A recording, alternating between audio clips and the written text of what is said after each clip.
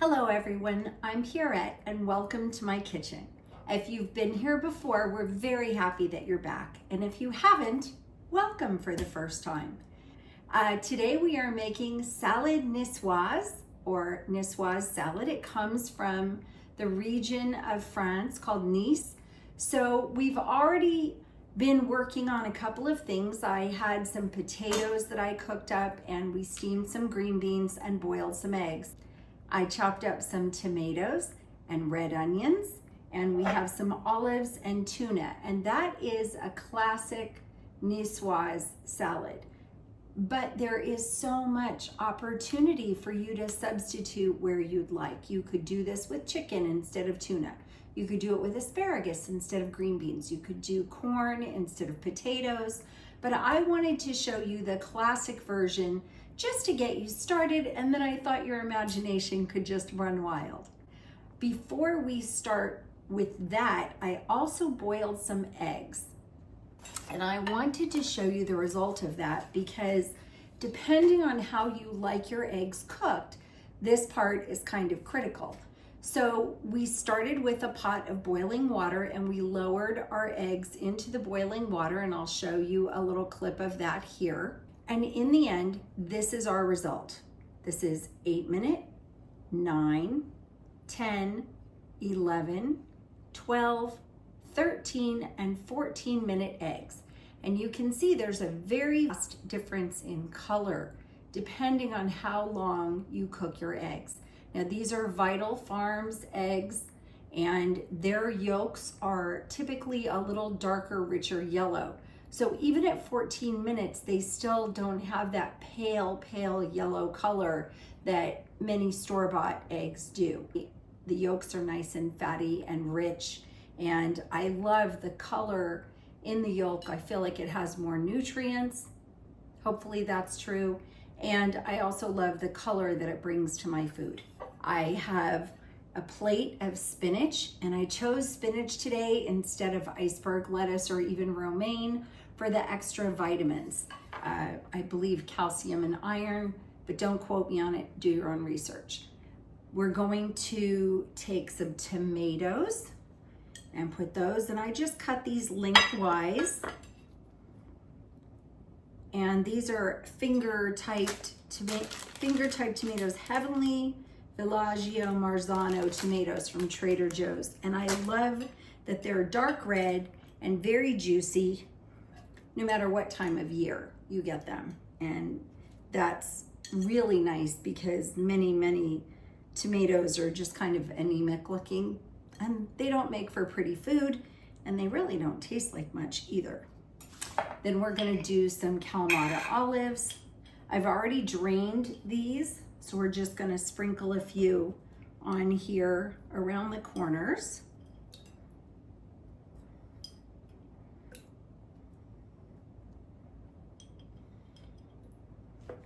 All right. And then we have our potatoes. Now these have cooled, or I wouldn't normally just be reaching into a pan. These are red potatoes, and I cooked them in, like I said, a little bit of olive oil and rosemary with salt and pepper. Then we have some green beans, and these I just steamed in a little bit of water with just salt. These are just salted. And I'm just spreading these around the plate. I trimmed the edges off of them before I steamed them. And I'm just gonna add these around the edges. And this is 1 can of albacore tuna, solid white albacore tuna packed in water. You can use tuna packed in oil or oil and garlic. And you can use chunk light tuna as well. I personally prefer albacore. So we're just gonna add our tuna in the middle. And a little bit of red onion. It's really critical that your red onion be chopped as finely as possible. And I sliced this just as thin as I could, almost as thin as saffron if you can get it. Just tiny ribbons. And then we have our eggs. And I'm going to use the more yellow of our eggs. So I'm gonna go with probably our 9-minute eggs. I'm gonna throw in a few more just for fun. I know that you saw me handling the raw onion and you probably thought to yourself, this woman is out of her mind. She'll never get that smell out of her fingers. But that is not true. This is a bar of stainless steel, just a solid bar. You can get this at almost any cooking supply store. And you put a little soap on it. And when you wash your hands, you rub your fingers along the stainless steel. And by the time you're done, no more onion smell. It all gets absorbed or dissipated. I don't know how it works, but it's kind of like a magic trick.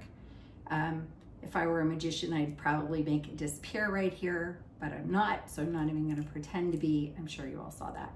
Anyway, this is a great thing to have in your kitchen. So if you don't have one, pick one up.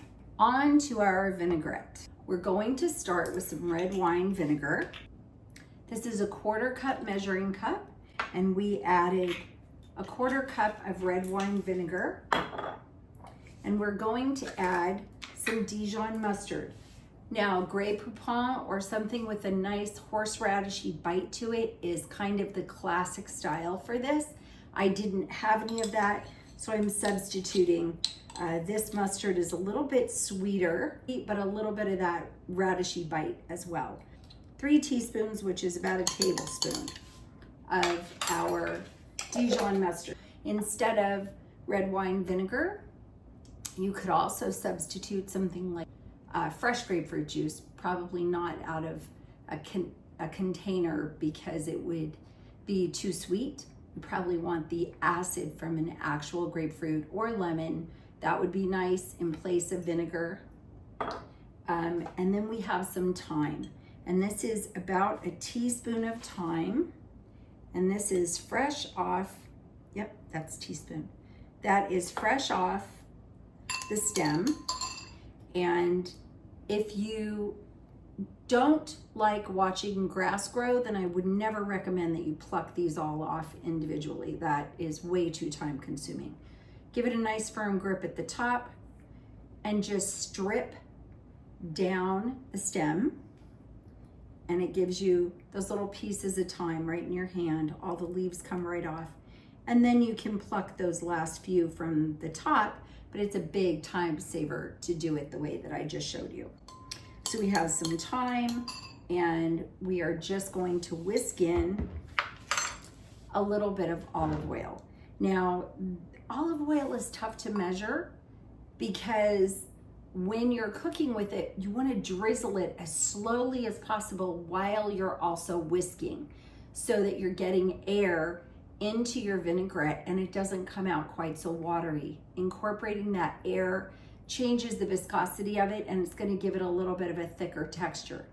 Also, when you're whisking, it's an up and down motion like a Ferris wheel, not a stirring motion like a merry-go-round.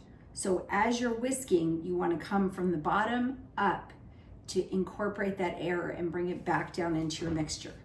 So with that said, we're going to start very slowly, and you want to drizzle this olive oil just as slowly as you can while whisking. When it doesn't look too watery, then you've hit the right amount. And I think that's a very nice texture. I hope you can see that. It is still a little bit liquidy, but you can see that the oil is well mixed in. So that looks pretty great. That smells delicious.